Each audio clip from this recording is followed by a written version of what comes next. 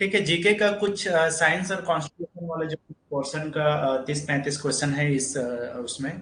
तो हम जो है one by one in questions को जो है प्रैक्टिस के तौर पे देखेंगे। कॉन्स्टिट्यूशन का अगर आप लोगों ने क्लास को पिछले एनसीएल वगैरह वाले में, और साइंस का जो है एनसीएल का जब चल रहा था उस टाइम में अटेंड किए होंगे, तो आप लोग को साइंस और कॉन्स्टिट्यूशन दोनों ठीक ठाक पढ़ाया गया था। उसी से रिलेटेड कुछ क्वेश्चन है जिसको मैंने सेलेक्ट किया है, मे बी वो एग्जाम वाइज जो है बहुत इंपॉर्टेंट हो आपके लिए। तो साइंस का थोड़ा और देख लेना यार, क्या है कि साइंस का भी पूछ देता है जीके वाले पोर्शन में। पहला क्वेश्चन है यहाँ पे, brass gets discoloured in air because of the presence of which of the following gases in air. जो ब्रास होता है वो जनरली क्यों डिसकलर हो जाता है, उसका कलर जो है फेड क्यों हो जाता है? एयर में कौन सा ऐसे गैस है जिसके साथ में ये रिएक्शन करता है और वो जो है डिसकलर हो जाता है? चार ऑप्शन है आपके पास, oxygen, hydrogen sulphide, carbon dioxide और नाइट्रोजन। बेसिकली जो है जो ब्रास होता है वो रिएक्शन करता है हाइड्रोजन सल्फाइड के साथ में, जिसकी वजह से जो है एयर में जो हाइड्रोजन सल्फाइड, जो सल्फाइड और हाइड्रोजन के साथ में जो वो रहता है, उसकी वजह से ये जो है डिस्कलर हो जाता है, कलर उसका फेड हो जाता है। ठीक है, रिएक्शन कर जाता है।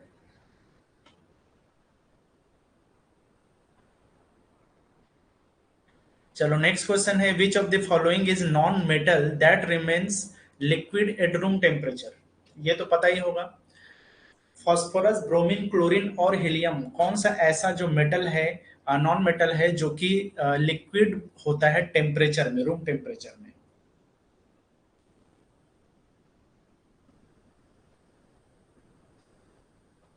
जल्दी से आंसर दो इसका।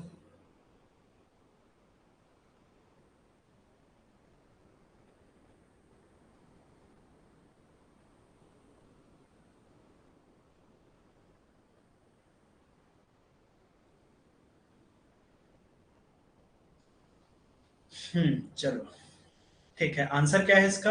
ब्रोमीन। ऑप्शन बी जो है इसका करेक्ट आंसर है। ब्रोमीन क्या होता है? जनरली वो रिमेन होता है लिक्विड फॉर्म में एट रूम टेम्परेचर, किसी भी रूम टेम्परेचर में वो लिक्विड फॉर्म में रहता है ब्रोमीन। ठीक।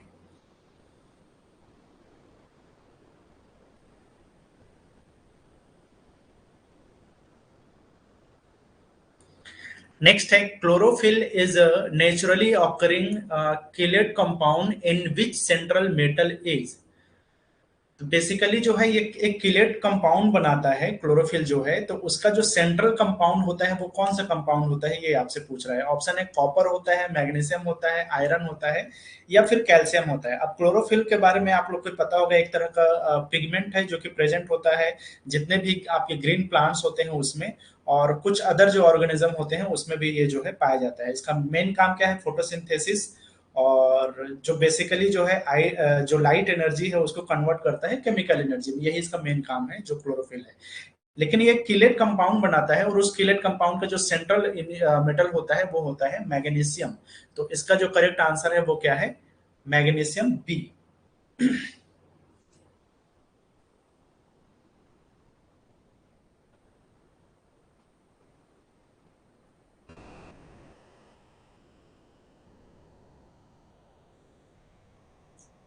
Washing soda is the common name for? Washing soda किसके लिए कॉमन नेम की तरह यूज किया जाता है? सोडियम कार्बोनेट के लिए, कैल्शियम बाइकार्बोनेट के लिए, सोडियम बाइकार्बोनेट के लिए, या फिर कैल्शियम कार्बोनेट के लिए? चलो जल्दी से बताओ इसको। वॉशिंग सोडा, जो धावन सोडा या धोने का जो सोडा होता है, उस वो किसके लिए यूज होता है?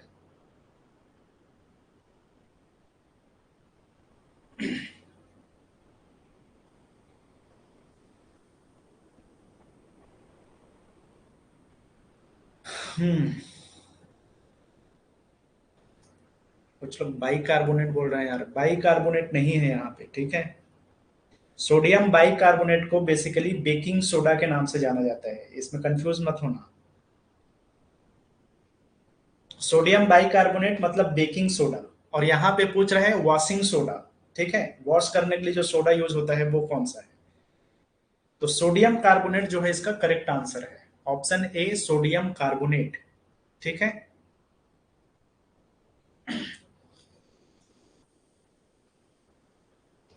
ये जो होता है सोडियम बाइकार्बोनेट NaHCO3, ये सोडियम बाइकार्बोनेट है और ये होता है बेकिंग सोडा के लिए। ठीक है, और ये होता है आपके वॉशिंग सोडा के लिए।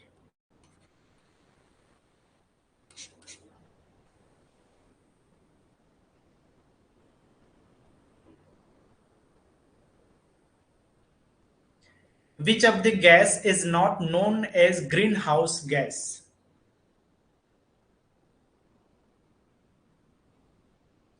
Methane, nitrous oxide, carbon dioxide और हाइड्रोजन, इसमें से किसको जो है हम ग्रीन हाउस गैस के रूप में नहीं जानते? कौन सा ये गैस है चारों में से जिसको हम ग्रीन हाउस गैस में से नहीं मानते? अब ये बेसिकली बोला जा रहा है कि जो ग्रीन हाउस गैसेस जो अर्थ एटमॉस्फेयर में होता है वो कौन सा नहीं है। चलो, काफी लोगों ने जो है इसमें ऑप्शन डी और कुछ लोग ऑप्शन ए। तो याद रखना है आपको कि जो ग्रीन हाउस गैसेस होते हैं उसमें आपका एक तो जल वाष्प होता है, वाटर वेपर।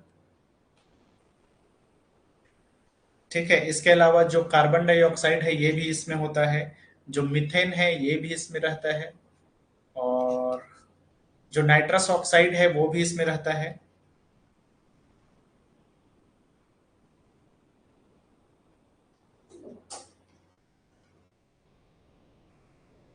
ठीक है, इसके अलावा जो ओजोन है वो भी इसमें रहता है, और इसके अलावा जो क्लोरोफ्लोरोकार्बन्स होते हैं, CFC जिसको बोलते हैं, ये सब इसमें होता है। बचता क्या है आपका? हाइड्रोजन। तो ऑप्शन डी इसका करेक्ट आंसर है। Water vapour, carbon dioxide, methane, nitrous oxide, ozone, CFC, ये सब जो है आपके ग्रीन हाउस गैसेस में काउंट होता है। जो हाइड्रोजन है वो ग्रीन हाउस गैस में काउंट नहीं होता है। नेक्स्ट है, the hardest substance available on earth is. ये तो हम लोग बचपन से पढ़ते आ रहे हैं, गोल्ड, आयरन, डायमंड और प्लैटिनम। कौन जो है हार्डेस्ट सब्सटेंस माना जाता है अर्थ में? करेक्ट आंसर है डायमंड। डायमंड को जो है सबसे कठोर तत्व माना जाता है, डायमंड को। ठीक है,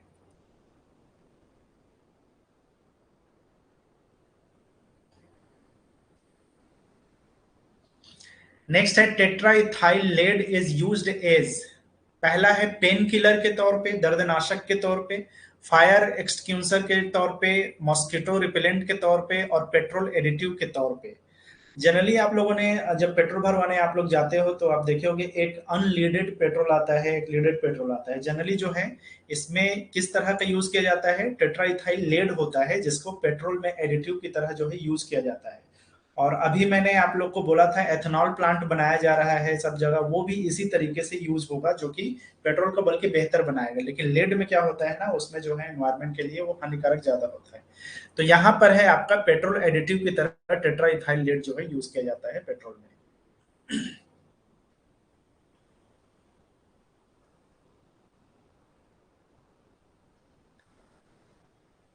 एडिटिव मतलब जिसको ऐड किया जा रहा है यार, उसमें जो मिलाया जा रहा है, मिलावट की तरह बोल सकते हो। ठीक है,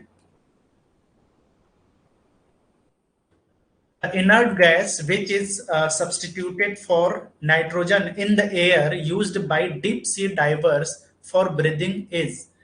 आप लोगों ने देखा होगा कि जो समुद्रों में जो गोताखोर होते हैं वो जनरली अपने नाइट्रोजन के साथ में एक दूसरा एयर जो दूसरा जो गैस है वो सब्स्टिट्यूट करते हैं या उसको मिक्स करते हैं। तो वो कौन सा गैस होता है जो कि समुद्र के जो गोताखोर उसको सांस लेने के लिए प्रयोग में लाते हैं? पहला है आर्गन, जेनान, हेलियम और क्रिप्टॉन। तो इसका जो करेक्ट आंसर है, बताओ कौन सा है?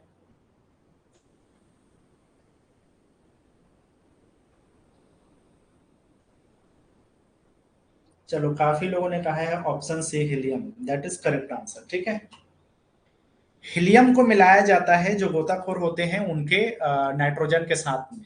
अब उसका रीजन सिंपल से ये है कि जो ब्रीदिंग करने के लिए ब्लड में जो सॉल्युबल होता है ना, तो ये जो हीलियम होता है वो बेसिकली जो है नाइट्रोजन होता है वो ज्यादा सॉल्युबल होता है ब्लड में, और जिसकी वजह से जो है वहां पर टॉक्सिसिटी बढ़ सकता है ब्लड में, और प्रॉब्लम हो सकती है। ठीक है, थक्का वगैरह जम सकता है। तो हीलियम उसमें मिक्स किया जाता है जो कि लेस सॉल्युबल होता है।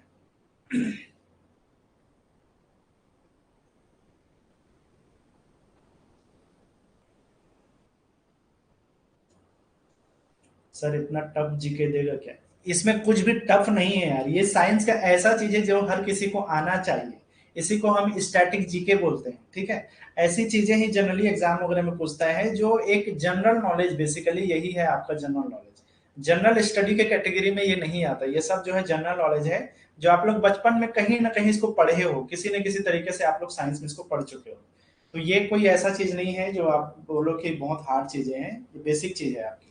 हो सकता है हम लोग स्कूल लेवल में जो पढ़े रहते हैं ना, उसको धीरे धीरे हम लोग अवॉइड करते जाते हैं, वो धीरे धीरे गायब हो जाता है। लेकिन ये चीजें आप लोगों ने कहीं ना कहीं पढ़ा है, और यही आपका स्टैटिक जीके है जो आपसे पूछ सकता है। और जीके अभी ऐसा चीज है जिसमें एक समंदर है और कहीं से कुछ भी उठा के पूछ देता है। अब ये भूल ही जाओ कि यहाँ से पूछेगा वहां से पूछेगा, इतना हार्ड है उतना इजी है, कुछ भी हार्ड नहीं है, कुछ भी इजी नहीं है, सब नॉर्मल है, कुछ भी पूछ सकता है, कहीं से भी पूछ सकता है। तो इसके लिए अब वो जमाना गया जब हम लोग एकदम से प्रिडिक्शन कर देते थे कि इस सेक्शन से आएगा, वहां से आएगा। रिसेंटली जितने भी एग्जाम हुए पिछले 2-3 सालों में, उसमें आप उठा के देख लो, कुछ भी पैटर्न नहीं है, कुछ भी तरीका नहीं है उसको एक तरह से बोलना चाहिए उसको करने का। तो आप ये मान के चलो कि आप ये पूरा ऐसा चल रहा है जो तुक्के में काम करने वाला है, ठीक है।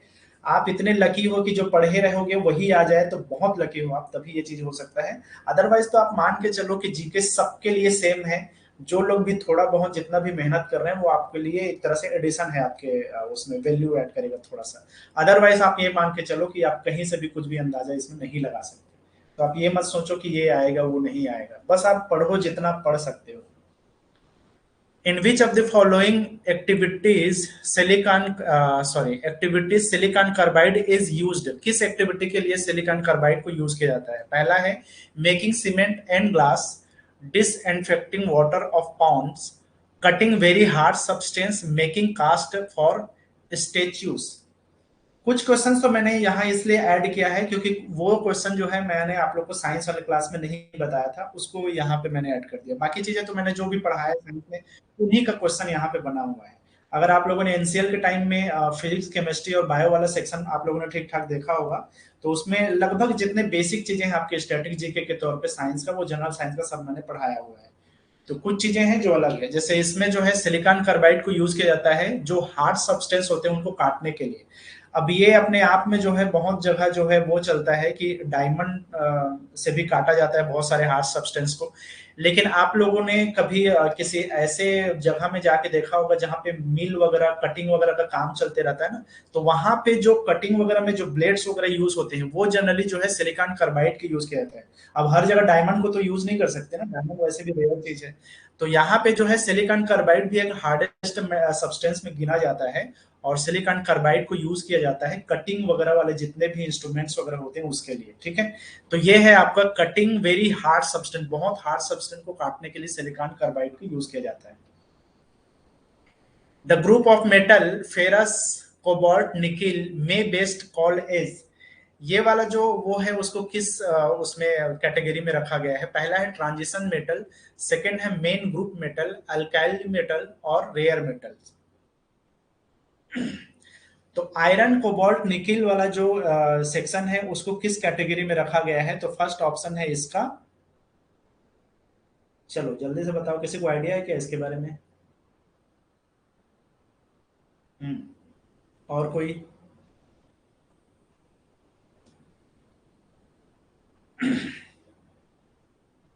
देखो अलग अलग 4 ग्रुप मेनली बने हुए हैं। एक तो मेन ग्रुप मेटल एलिमेंट्स होते हैं, एक ट्रांजिशन मेटल्स होता है, एक लैंथेनाइड्स बोलते हैं, एक एक्टिनाइड्स बोलते हैं। ये 4 मेजर कैटेगरी है किसी भी हमारे मॉडर्न पेरियोडिक टेबल की अगर हम बात करें तो। इसको भी हम लोगों ने डिस्कस किया है जब हम लोग साइंस वाला सेक्शन देख रहे थे, केमिस्ट्री वाला। तो उसमें अलग अलग कॉलम्स वगैरह और जो भी रॉ और कॉलम है वो सबको हम लोगों ने देख रहे थे, ठीक है।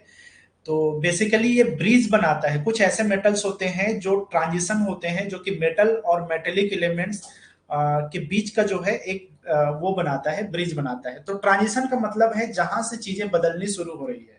तो कुछ ऐसे चीजें हैं जो कि मेटल में है, मेटोलाइट्स में है और नॉन मेटल में है।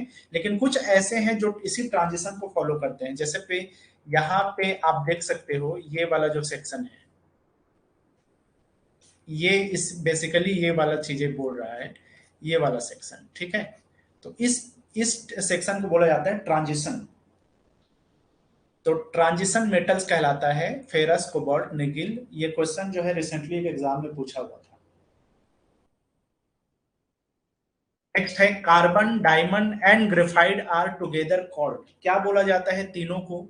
ये तीनों कहीं ना कहीं क्या है, कार्बन के ही क्या है, जो डायमंड और ग्रेफाइट होता है वो क्या होता है कार्बन का? बताओ जल्दी से। ऑप्शन है आपके पास एलोट्रोप्स, आइसोमर्स, आइसोमॉर्फ्स और आइसोटोप्स।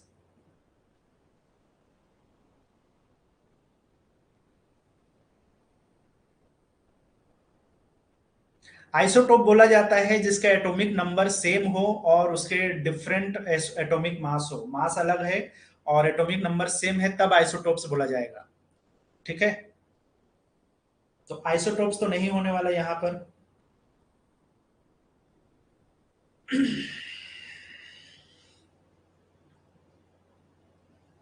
देखो कई चीजें ऐसा होता है जिसके एलिमेंट में ना फिजिकल प्रॉपर्टी जो है बिल्कुल डिफरेंट होता है, लेकिन उसका केमिकल कंपोजिशन सेम होता है। उन चीजों को हम बोलते हैं एलोट्रॉफिक सब्सटेंस बोलते हैं, ठीक है। तो एलोट्रोप्स का मतलब यह है कि जिसका फिजिकल जो वो है प्रॉपर्टीज है वो बिल्कुल कंप्लीटली डिफरेंट हो, लेकिन इनके जो केमिकल कंपोजिशन होता है वो सिमिलर होते हैं। तो आप लोगों को मैंने ये चीज बताया भी था कि जो कार्बन है, डायमंड है और ग्रेफाइट है, इन सब का फिजिकल प्रॉपर्टी बिल्कुल डिफरेंट डिफरेंट है, लेकिन इनका केमिकल कंपोजिशन इक्विवेलेंट है, इसलिए इसको क्या बोला जाता है, एलोट्रोप्स बोला जाता है। ऑप्शन ए जो है इसका करेक्ट आंसर है, ठीक है। काफी लोगों ने सही आंसर दिया इसका। चलो नेक्स्ट हम बात करते हैं, permanent hardness of water may be removed by the addition of. इसके बारे में भी हम लोगों ने डिटेल में डिस्कशन किया था, जल्दी बताओ। परमानेंट या जो स्थायी जो हार्डनेस होता है उसको, पानी का या जल का जो स्थायी हार्डनेस होता है, कठोरता जो होता है, स्थायी कठोरता जो होता है, उसको कैसे हम रिमूव कर सकते हैं, क्या ऐड करना पड़ेगा उस पानी में? Sodium carbonate, sodium sulphate, potassium permanganate और जो है लाइम या चूना मिलाने से।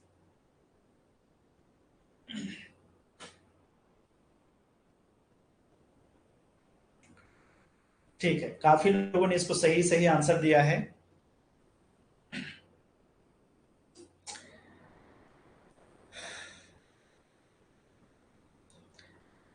हाँ यार, जनरली चूना मिलाने से होता है, लेकिन वो चूना बेसिकली बुझा हुआ चूना होना चाहिए, ठीक है।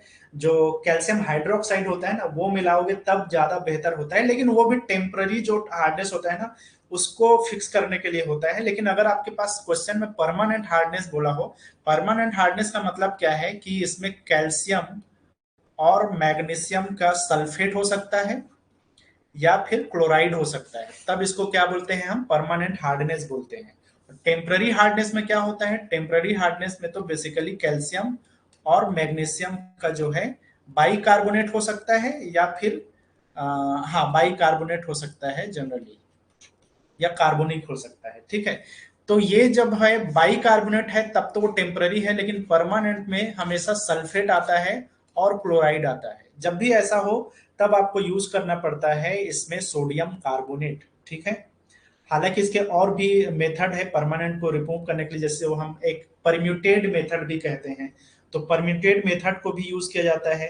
साथ ही साथ जो है आप सोडियम कार्बोनेट मिलाओगे तो इसके जो टेम्पररी हार्डनेस है वो तो दूर हो ही जाता है, साथ ही साथ परमानेंट हार्डनेस भी दूर हो जाता है। तो ऑप्शन ए जो है इसका करेक्ट आंसर है, सोडियम कार्बोनेट मिलाना पड़ेगा आपको, ठीक है। जब भी सल्फेट और क्लोराइड वाला हार्डनेस होगा तो सोडियम कार्बोनेट मिलाना पड़ेगा उसके साथ, राइट।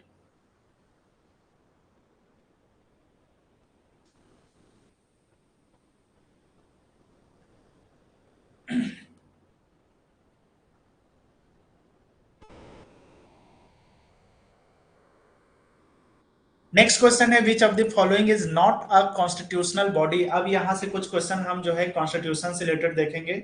और पहला है यहाँ पर, कौन सा ऐसा बॉडी है जो कि कॉन्स्टिट्यूशनल बॉडी के कैटेगरी में नहीं आता? पहला है finance commission, NITI Aayog, national commission for scheduled tribe और इलेक्शन कमीशन। तो इसमें से कौन सा ऐसा जो है जो कि आपका उस कैटेगरी में नहीं आता कि वो कॉन्स्टिट्यूशनल बॉडी है। देखो कॉन्स्टिट्यूशनल बॉडी क्या होता है, जब कॉन्स्टिट्यूशन बना था उस टाइम में कुछ जो है उसके वो बनाए गए थे, कॉन्स्टिट्यूशनल बॉडी बनाए गए थे जो कि कॉन्स्टिट्यूशन में मेंशन है, लेकिन कुछ ऐसे ऑर्गेनाइजेशन बने जो कि कॉन्स्टिट्यूशन में मेंशन नहीं है। तो इसका करेक्ट आंसर है ऑप्शन 2, नीति आयोग। नीति आयोग के बारे में कॉन्स्टिट्यूशन में बात नहीं की गई है, उसके लिए कोई आर्टिकल नहीं है। लेकिन जब आप कॉन्स्टिट्यूशन को रीड करते हैं तो आपको पता चलता है कि फाइनेंस कमीशन बनाने के लिए आर्टिकल्स हैं, उसके क्या क्या क्लॉज होंगे वो सब चीज उस आर्टिकल में मेंशन है। उसी तरह से national commission for scheduled tribe, ST category के लिए जो कमीशन बनाया जाएगा उसके लिए भी आर्टिकल है ना। इलेक्शन कमीशन के लिए भी आर्टिकल है, लेकिन नीति आयोग जैसे चीजों के लिए कोई भी आर्टिकल नहीं है। दैट मीन्स वो एक कॉन्स्टिट्यूशनल बॉडी नहीं है।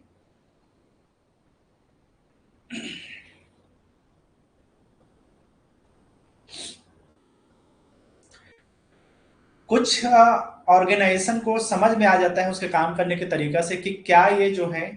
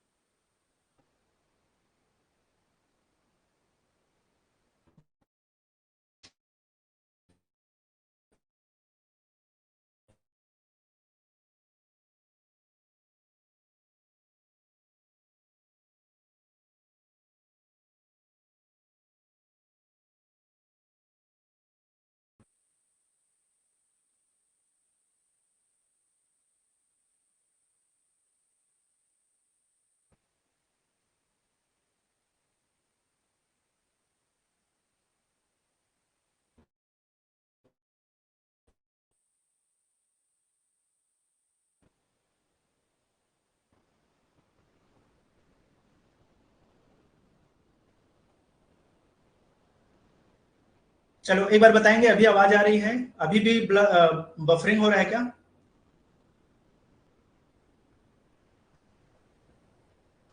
ठीक है, क्लियर है ना? वॉइस क्लियर है, सबको सुनाई दे रहा है?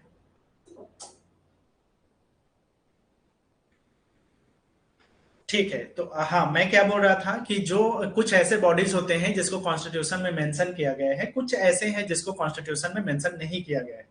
जिसको मेंशन नहीं किया जाए रहेगा समझ जाना कि वो कॉन्स्टिट्यूशनल बॉडी नहीं है। जैसे नीति आयोग, नीति आयोग को पहले प्लानिंग कमीशन कहा जाता था, ठीक है। तो क्या बोल रहे हैं यार? नीति आयोग,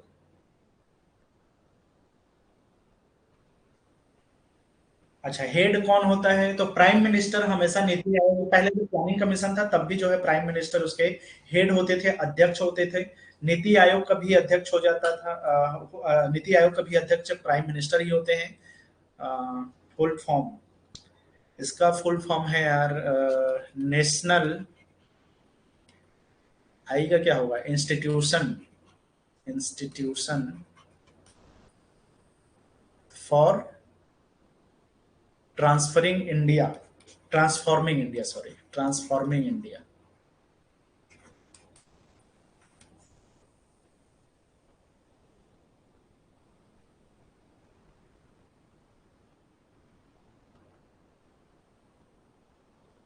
नेक्स्ट क्वेश्चन है यहाँ पे, विच of the following adjectives is not a part of the preamble. हमारा जो संविधान की प्रस्तावना है उसमें कौन कौन से एडजेक्टिव जो है यहाँ पे, या एक तरह से बोलना चाहिए कि विशेषण की तरह जिसको यूज नहीं किया गया है, इसमें से कौन सा है? वो पहला है लिबर्टी बोल रहा है, टॉलरेंट, इसके अलावा सोर्जिन और सिक्यूलर, ठीक है। सोरिन और सिक्यूलर, तो जो है सोरिन का मतलब होता है आपका क्या बोलना चाहिए यार इसको, सार्वभौम, सार्वभौमिक, ऐसा कुछ है। सिक्यूलर का मतलब है धर्मनिरपेक्ष या पंथ निरपेक्ष की तरह यूज किया गया है। हिंदी में ट्रांसलेशन इसका जो है सिक्यूलर का पंथ निरपेक्ष होता है, धर्मनिरपेक्ष नहीं। और एक है आपका लिबर्टी और स्वतंत्रता। लिबर्टी का बेसिक मतलब यहाँ पे स्वाधीनता या स्वतंत्रता है। और टॉलरेंट का मतलब होता है सहिष्णु, अभी जो है इनटॉलरेंस का मुद्दा बहुत न्यूज में रहा है, ठीक है, इनटॉलरेंस, असहिष्णु। तो कहीं पर भी आपके कॉन्स्टिट्यूशन में टॉलरेंट वाला जो शब्द है वो यूज नहीं है, स्पेशली प्रेम्बल में जो है कहीं पर भी टॉलरेंस नहीं बोला गया है, ठीक है। तो ये तीन चीजें हैं, लिबर्टी, सॉरेन और जो है सिक्युलर, ये बोला गया है। स्वतंत्रता, स्वतंत्रता, सार्वभौमिक और पंथ निरपेक्ष। तो आंसर क्या होगा? Option to.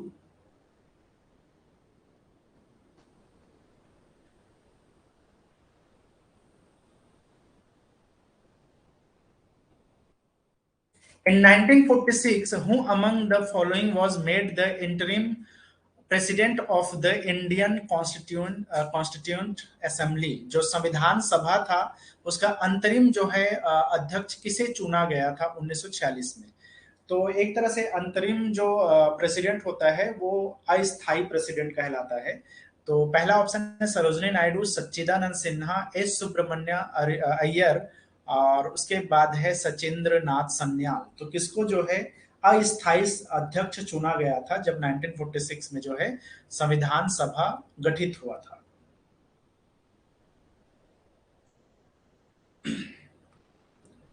जल्दी दो आंसर।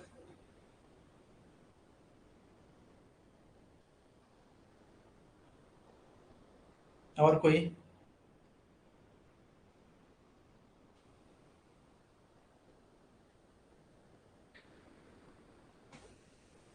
कैसे कर रहे हो यार? एनसीएल के टाइम में पढ़े होगे ना?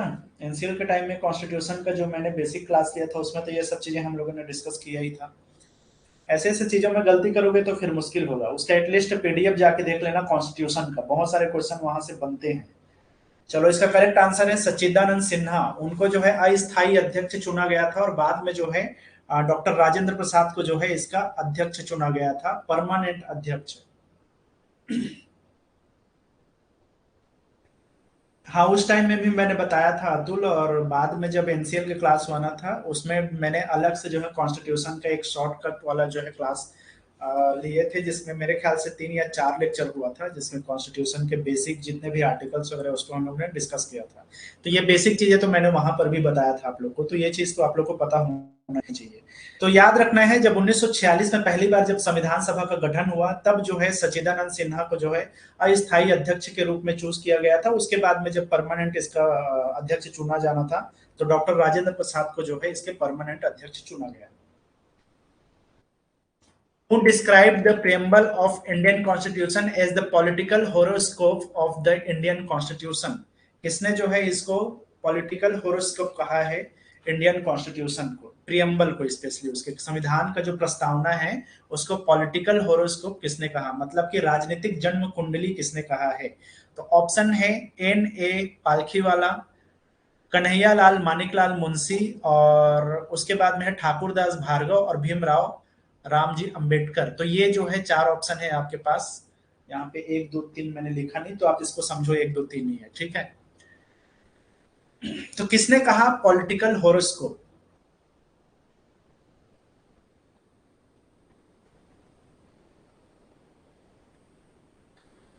बहुत गलती कर रहे हो दोस्त आप लोग। मैंने उस टाइम में भी बताया था, मुंशी जो शब्द है उसको होरोस्कोप से कनेक्ट कर लेना ऐसा करके, हालांकि मुंशी का होरोस्कोप से कोई लेना देना है नहीं। लेकिन इसका जो करेक्ट आंसर है वो के एम मुंशी। के एम मुंशी ने क्या कहा था? पॉलिटिकल होरोस्कोप कहा था, जन्म कुंडली कहा था इसको इंडियन कॉन्स्टिट्यूशन का। किसको? प्रियम्बल को, उसके प्रस्तावना को भारतीय संविधान का जन्म कुंडली माना के एम मुंशी ने। करेक्ट आंसर है option two. Who was the chairman of the drafting committee of the Constitution of India? जो ड्राफ्टिंग कमेटी हुआ था, जो सबसे इंपॉर्टेंट कमेटी था, उसके अध्यक्ष किनको चुना गया था? पहला क्वेश्चन, पहला आंसर है, ऑप्शन है यहाँ पे मोहम्मद सादुल्ला, बी आर अम्बेडकर, सरदार वल्लभ भाई पटेल और के एम मुंशी। तो ये सबसे इंपॉर्टेंट जो कमेटी था वो ड्राफ्टिंग कमेटी था। अब सबसे इंपॉर्टेंट कमेटी बोल दिया तो कौन होगा इसके अध्यक्ष, जिनके नाम पे पूरा फादर ऑफ कॉन्स्टिट्यूशन जिसको कहा जाता है? ठीक है, ठीक है, सब लोग को पता है, डॉक्टर बी आर अम्बेडकर को बनाया गया था ड्राफ्टिंग कमेटी का चेयरमैन, ठीक है। ऑप्शन टू इसका करेक्ट आंसर है।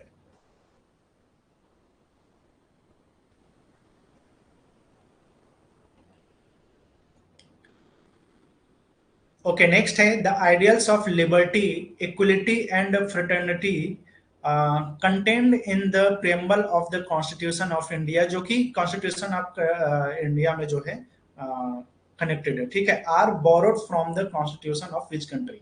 ये जो लिबर्टी, इक्वलिटी और फ्रेटर्निटी है, ये किस उससे जो है, किस देश से ये लिया गया है, जो कि हमारे भारतीय संविधान के प्रियम्बल में शामिल किया गया। पहला ऑप्शन है आपके पास ऑस्ट्रेलिया, कनाडा, जर्मनी और फ्रांस। कहां से ये आइडिया लिया गया था, किसका? लिबर्टी, इक्वलिटी और फ्रेटर्निटी का।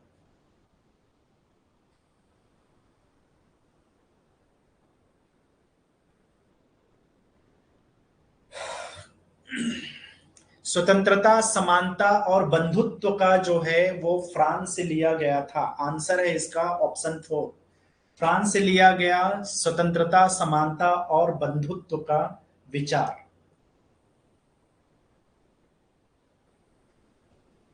चलो, आज के क्लास से एक चीज समझ में आता है कि आप लोग को कॉन्स्टिट्यूशन को देखने की जरूरत है।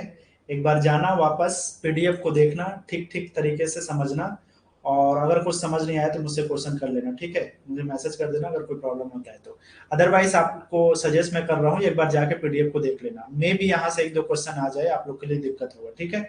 उसमें मैंने पूरा डिटेल में समझाया है कि कौन कौन से देश से क्या क्या चीजें ली गई है। जाहिर है यार, भूलना बहुत ही वो है, कॉमन चीज है इसमें, कॉन्स्टिट्यूशन की बहुत सारी चीजें। आप अगर उसी चीज के स्टूडेंट नहीं हो, दिन रात वही नहीं पढ़ रहे हो, तो जाहिर सी बात है आप भूल जाओगे। कोई भी भूल सकता है, तो उसमें कोई प्रॉब्लम नहीं है। लेकिन अगर आप एग्जाम देने जा रहे हो तो एक बार उस चीज को शॉर्टकट में चीजों को वहां पे मैंने बताया हुआ है, तो एक बार देख लेना, रिवाइज कर लेना, आपके लिए हेल्पफुल रहेगा थोड़ा सा। मे भी वहां से कुछ आ जाए, तो तुक्का मारोगे तो एकदम ही से तुक्का मारोगे तो दिक्कत है ना यार। तुक्का ऐसा मारो कि उसमें होने का भी तो चांस हो, एटलीस्ट 50-50 का चांस बने, अदरवाइज तो दिक्कत है। और नहीं तो नहीं, बुरे हाल में कम से कम 75 और 25 का तो रेशियो बने। 75% गलत होगा तो कम से कम 25% तो आप लोग को सही होने का चांस हो। लेकिन ऐसा तुक्का मारोगे जिसका कोई लेना ही देना नहीं है, तो फिर दिक्कत होगा, तो एक बार देख लेना उसको, ठीक है। चलो, who was appointed as the assembly's constitutional adviser in 1946 during the framing of Indian constitution. जब इंडियन कॉन्स्टिट्यूशन को फ्रेम किया जा रहा था, उस टाइम में संविधान सभा का कॉन्स्टिट्यूशनल एडवाइजर, संवैधानिक सलाहकार, इसके बारे में भी हम लोग ने बहुत डिटेल में बात किया था, और उस पर्सन के बारे में भी मैंने ठीक ठाक आप लोग को बताया था। पहला ऑप्शन है B N Rau, B R M E Ayyangar, K M मुंडे मुंबेडकर और गोपाल स्वामी, ठीक है, गोपाल गोपाल स्वासी, स्वासी है जो भी है। चलो, कौन सा आंसर है इसका?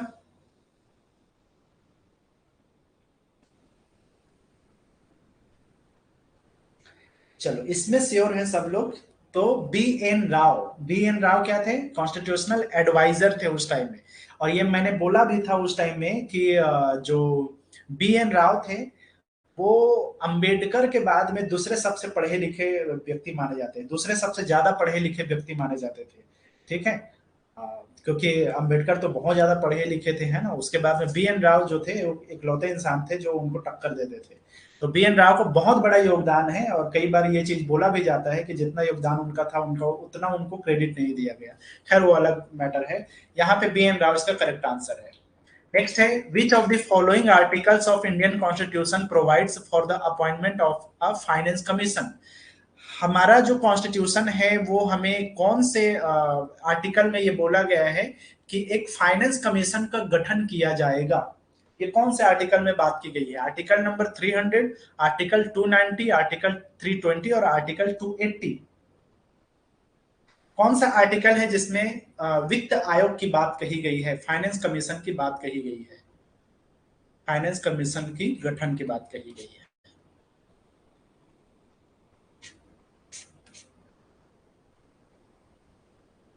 हाँ, ठीक है, ठीक है।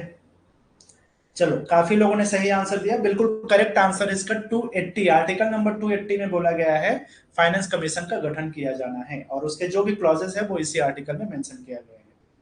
चलो, नेक्स्ट है, यहाँ पे हम नेक्स्ट क्वेश्चन देखते हैं। Which article in Indian constitution states about fundamental duties. Fundamental rights की बात नहीं हो रहा है यहाँ पे, फंडामेंटल ड्यूटीज की बात हो रही है, कर्तव्यों की बात हो रही है। आर्टिकल 31 सी, आर्टिकल 21 ए, आर्टिकल 15 और आर्टिकल 51 ए। जल्दी से आंसर दो, कौन से आर्टिकल में जो है हमारे मूल कर्तव्य, मौलिक कर्तव्यों की बात की गई है?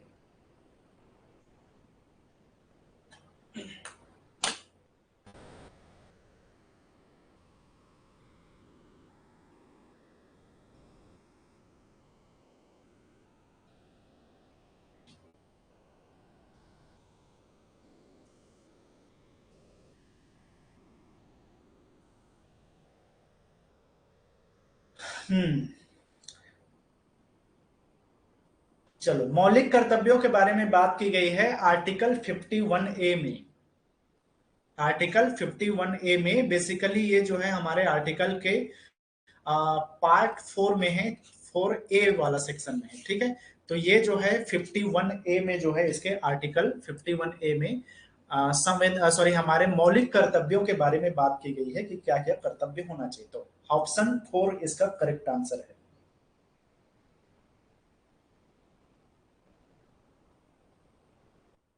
Which part of the Indian Constitution contains the provisions on the Union Territories? हमारे जितने भी अभी के वर्तमान में जो है यूनियन टेरिटरीज जो हैं, मतलब कि जिसको हम यूनियन टेरिटरीज या केंद्र शासित प्रदेश कहते हैं, तो केंद्र शासित प्रदेशों के बारे में कौन से जो है पार्ट में, कॉन्स्टिट्यूशन के कौन से पार्ट में इसके बारे में बात की गई है, इसके प्रोविजंस के बारे में? पार्ट 8 है यहाँ पे, पार्ट 7 है, पार्ट 9 है और पार्ट 9B है। तो चलो, इसके बारे में आप लोगों को नहीं पता होगा, ज्यादातर लोग को इसके बारे में नॉलेज नहीं होगा। तो ये है पार्ट 8 में 8वां नंबर का जो हिस्सा है संविधान का, उसमें जो है बताया गया है जो भी केंद्र शासित प्रदेश होंगे उसमें किस तरह का शासन होगा, कैसे वो चलेगा, ये सब चीजें जो है पार्ट जो है 8 में बताया गया है यूनियन टेरिटरीज के बारे में सारे प्रोविजंस, ठीक है।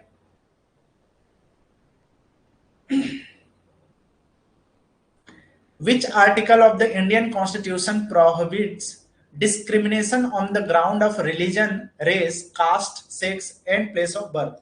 किसी भी तरीके से जो डिस्क्रिमिनेशन है उसको किसमें प्रोहिबिटेड किया गया है, किसमें जो है उसको प्रतिबंधित किया गया है? किसी भी आधार पे, धर्म के आधार पे, जाति के आधार पे, रंग के आधार पे, लिंग के आधार पे और जन्म के स्थान के आधार पर किसी भी तरह का डिस्क्रिमिनेशन को जो है यहाँ पे प्रतिबंधित किया गया है। वो कौन सा आर्टिकल है? आर्टिकल 23, 25, 19 या फिर आर्टिकल नंबर 15? इससे रिलेटेड पिक्चर भी आया है, बस और क्या चाहिए आपको, पता चल गया होगा।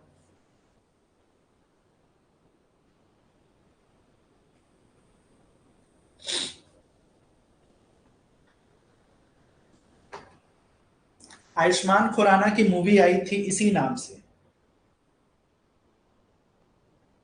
देखो यार, पिक्चर देखने के भी फायदे होते हैं ना।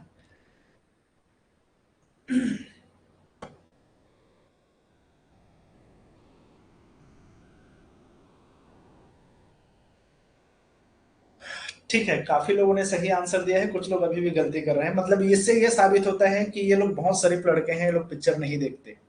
और जो लोग आज की डेट में पिक्चर नहीं देखते ना, उनको मैं बड़ा बढ़िया मानता हूँ। ठीक है, पिक्चर देखना कुछ खास फायदा है नहीं आज की डेट में, लेकिन फिर भी यहाँ पे जो मूवी बनी थी वो बढ़िया मूवी थी, ठीक ठाक मूवी थी, अच्छी मूवी थी। आर्टिकल 15 जो है आयुष्मान खुराना की एक मूवी थी, वो इसी पे बेस्ड है, समझो ये इसी आर्टिकल पे बेस्ड है कि किसी भी तरीके से जाति के आधार पे, धर्म के आधार पे और लिंग के आधार पे, जन्म के स्थान पे आधार पे भेदभाव नहीं करना है, ये कॉन्स्टिट्यूशन में जो है मेंशन है।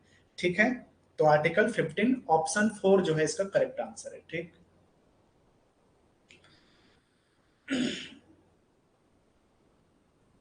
हाँ यार, इस पे हम लोग ना एक अलग सेशन रखेंगे जिसमें हम लोग डिस्कस करेंगे कि पिक्चर देखना चाहिए कि नहीं देखना चाहिए। फिलहाल इसके पास टाइम नहीं है। लेकिन हाँ, एक चीज याद रखना है कि आप कहीं से भी कुछ भी सीख सकते हो यार। मैंने देखा है, मुझे क्रिकेट जो है इतना घटिया लगता था। मैं पहले बहुत मैच देखता था क्रिकेट का, सचिन तेंदुलकर और सौरभ गांगुली ये सब जब खेलते थे, द्रविड़ लोग। और लास्ट टाइम जब धोनी जहां तक खेलता था तब तक तो मुझे क्रिकेट बड़ा पसंद था। उसके बाद से मुझे क्रिकेट से और स्पेशली आईपीएल से ऑलमोस्ट नफरत टाइप हो गया। लेकिन फिर भी मैं सीएसके का जो मैच होता था और धोनी जब कैप्टनसी करता था तो मैं देखता था, अभी भी देखता हूँ बीच बीच में थोड़ा बहुत, है ना।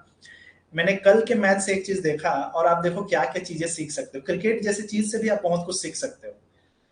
मैंने पूरे आईपीएल में एक चीज मैंने ऑब्जर्व किया कि जब भी जडेजा जो है सीएसके का आउट होता था और जब धोनी आते थे मैदान पे, तो इतनी तालियां बजती थी, इतना हल्ला होता था, तो मुझे ऐसा लगता था यार कि जडेजा की कितनी बेइज्जती हो रही है बेचारे की, कि वो आउट हो रहा है फिर भी पब्लिक चिल्ला रहा है अच्छा हुआ, खुश हो रहा है करके, है ना। कितना मजा और मतलब कितना तकलीफ होता होगा था जडेजा को। तो मैं अपने भाई को बोलता था कि यार ये कितना बेचारा बेइज्जत टाइप का प्लेयर है, ये जब भी आउट होता है और धोनी आता है तो क्राउड जो है उसको इतना चीयर करते हैं और इसका विकेट गिरने का खुशी मनाया जाता है। तो इसको तो बुरा लगता होगा, इसको धोनी से कंप्लेन करना चाहिए कि यार मैं आपसे पहले बैटिंग नहीं करूंगा, आप पहले जाना और जब आप आउट हो जाओगे तब मैं जाऊंगा। ऐसा वो बोल सकता था उसको, अगर इंसल्ट से बचना था तो। लेकिन वो ऐसा कभी किया नहीं। लेकिन इसीलिए बोला जाता है कि आप किसी भी फेज में आपको इंसल्ट फील होता है तो आप ये ना समझो कि आपका वाकई में इंसल्ट हो रहा है।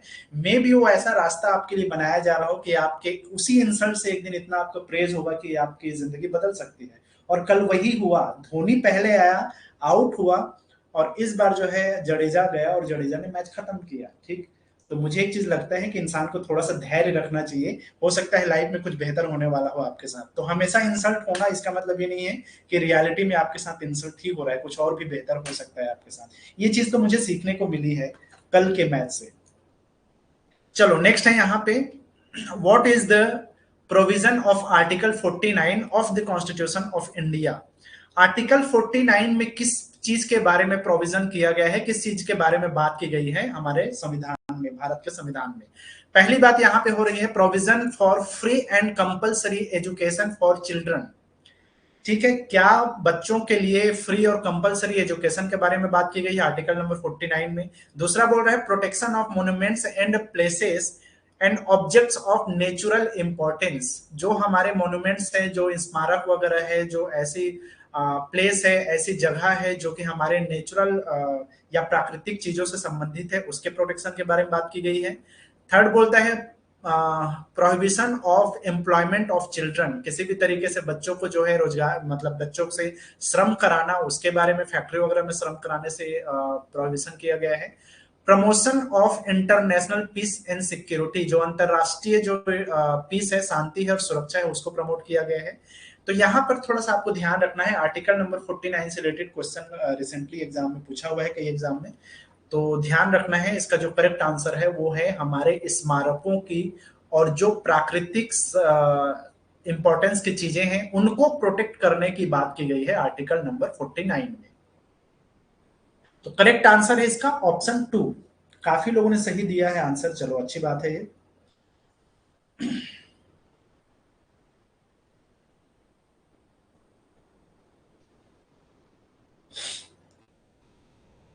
नेक्स्ट क्वेश्चन है यहाँ पे, which article of the Indian constitution prohibits trafficking in the human beings and forced labour. किसी भी तरह का जो मानवों का जो व्यापार है उसको जो है प्रोहिबिट किया गया है। और साथ ही साथ जो है श्रम कानून है उसके बारे में बात की गई है।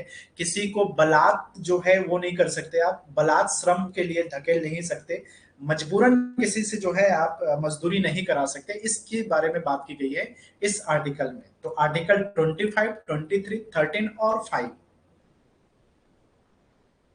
चलो करेक्ट आंसर है इसका आर्टिकल नंबर 23। एक बार इसको भी मैं आप लोग को सजेस्ट करूंगा कि जो हमारे मूल अधिकार वाला है, ठीक है, उस वाले सेक्शन को एक बार देखना कि कौन कौन से आर्टिकल में क्या क्या बात कही गई है, वहां से बहुत सारे क्वेश्चन बनते हैं। इस एग्जाम में ना आए, हो सकता है कोई और एग्जाम देने की जरूरत पड़े तो वहां काम आ जाए, तो वो और वो सबको पता होना चाहिए, हमारे जो मौलिक अधिकार वाला सेक्शन है वो हमें पता होना चाहिए, ठीक है। तो वो एक बार देख लेना, वहां से उसी में से ये सेक्शन है ये। तो आर्टिकल 23 में ये बात कही गई है, जो फोर्स्ड लेबर है और ट्रैफिकिंग है ह्यूमन बींग्स का वो। Which of the following articles of the Constitution of India prohibits employment of children in factories? Factories में जो है बच्चों को काम कराने से रिलेटेड जो है कानून किसमें बनाया गया है या किसमें उसके क्लॉज मेंशन किया गया है? आर्टिकल 24, आर्टिकल 21, 17 और 31। तो ये दोनों आसपास में ही है ना। अगर जो है इसके पहले वाले क्वेश्चन को देखो, पहले वाले क्वेश्चन में क्या है, आर्टिकल 23 में बोला गया है लेबर वाला जो काम है उसी से आगे आपको चलना है। तो कौन सा होगा आंसर, जल्दी से बता दो। तो काफी लोगों ने कहा है ऑप्शन ए करेक्ट है। अगर 23 में बात की गई थी बलात् श्रम के बारे में, फोर्स्ड लेबरिंग के बारे में, तो यहाँ पे आर्टिकल नंबर 24, ठीक है, एक आर्टिकल आगे जाओगे तो आपको पता चलेगा कि फैक्ट्री में जो बच्चों से काम करवाया जाता है उसको भी प्रतिबंधित किया गया है आर्टिकल नंबर 24 में। तो इसका करेक्ट आंसर हो गया option 1। Which article in the Constitution of India empowers the President of India to promulgate ordinance when the Parliament in the recess? अगर पार्लियामेंट में दोनों जो वो है, संसद है, जो लोकसभा और राज्यसभा है, तो वो दोनों अगर उस टाइम में रिसेस पीरियड में है, मतलब कि उनका जो है सभा नहीं चल रहा है, तो उस टाइम में जो है प्रेसिडेंट को ये ताकत होती है कि वो एक ऑर्डिनेंस पास कर सके किसी भी जरूरी चीज को लेकर के। तो वो जो ऑर्डिनेंस पास करने की जो ताकत है जो प्रेसिडेंट के पास में होता है, वो किस कॉन्स्टिट्यूशनल जो है आर्टिकल में दिया गया है? आर्टिकल 232, आर्टिकल 312, आर्टिकल 123 और आर्टिकल 213।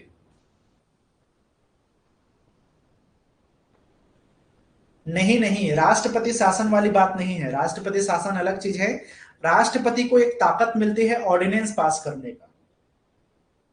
अगर संसद में उस टाइम में लोकसभा और राज्यसभा का कोई सेशन नहीं चल रहा है, उस टाइम में वो अपने तरफ से एक ऑर्डिनेंस पास कर सकता है, तो वो है आर्टिकल नंबर 123 में। आर्टिकल नंबर 123 में करेक्ट है। ऑप्शन नंबर 3 जो है इसका करेक्ट आंसर है। आर्टिकल 123 के तहत जो है राष्ट्रपति को ऑर्डिनेंस पास करने की ताकत होती है।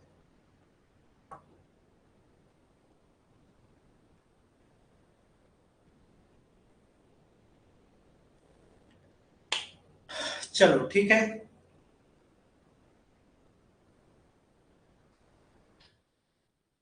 Which article of Indian Constitution gives guarantees for the protection of life and individual freedom?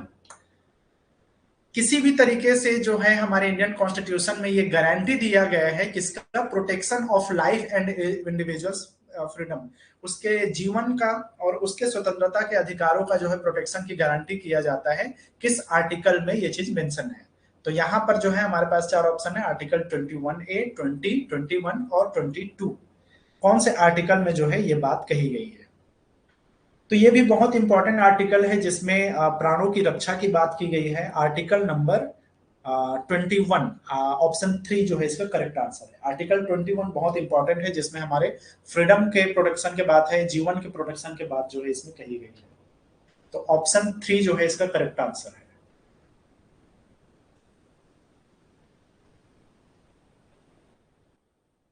Which article of the Constitution of India talks about the provisions for impeachment of the President of India? राष्ट्रपति को हटाने के लिए जो impeachment rule लाया गया था या रूल लाया जाता है, जिसको हम क्या बोलते हैं यार, राष्ट्रपति पर महाभियोग जो चलाया जाता है, तो वो जो महाभियोग का जो प्रोविजन है वो किस आर्टिकल में है? इसके बारे में तो हम लोगों ने बहुत डिटेल में बात की गई थी कि कैसे कैसे जो है इम्पीचमेंट लाया जाता है, क्या उसमें जो है वोटिंग सिस्टम होता है, ये सब के बारे में हम लोगों ने ऑलरेडी इसमें बात किया हुआ है। तो ये कौन सा आंसर है? Article number 61, option 2। तो ऑप्शन 2 61 में जो है ये पूरा जो है क्लॉजेस दिए गए हैं, प्रोविजंस दिए गए हैं कि राष्ट्रपति को उसको पद को हटाने के लिए महाभियोग कैसे लाया जाता है।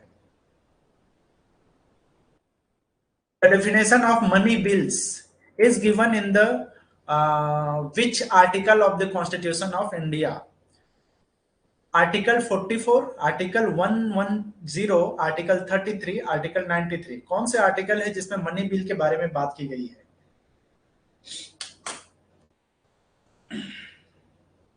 धन विधेयक वगैरह, वित्त विधेयक, इसके बारे में हम लोगों ने बहुत अच्छे से बात की थी उस वाले क्लास में कि कौन सा वित्त विधेयक होगा, कौन सा धन विधेयक होगा, कैसे डिसाइड होगा, ये सारा चीज किस आर्टिकल में है? तो आर्टिकल नंबर 110, 110 में जो है ये बात कही गई है कि वो कैसे डिसाइड होगा कि वित्त विधेयक क्या है, धन विधेयक क्या है, किस टाइप के मनी बिल्स हैं।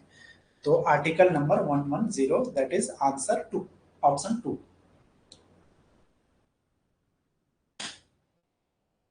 चलो तो आज के लिए इतना ही, और अभी और एक क्लास है ना आप लोग का, 8 बजे से है, ठीक है? तो करेक्ट है, इसी टाइम में हम लोग को खत्म करना था।